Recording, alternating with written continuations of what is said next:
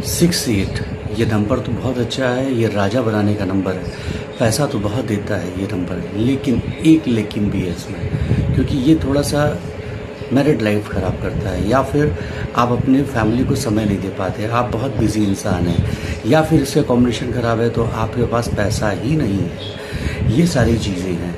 ये पैसा भी बहुत देता है, पैसा नहीं भी देता है, और मैरिड लाइफ ख़राब भी कर सकता है।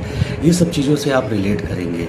अगर आपका पैसा नहीं है तो आपकी कॉम्बिनेशन गड़बड़ है। अगर आपका पैसा बहुत है तो इसकी रेमेडी यही है कि आप अपनी फैमिली को समय दें। और अगर ये पैसा भी दे रहा है और फैमिली लाइफ भी अच्छी है तो आप बहुत ही भले इंसान होंगे, सात्विक होंगे, सदाचारी होंगे, क्योंकि 8 नंबर शनि का है, 6 नंबर शुक्र का है, क्योंकि सात्विक और सदाचारी होना ही इसका रेमेडी है। हर हर महादेव, राधे राधे।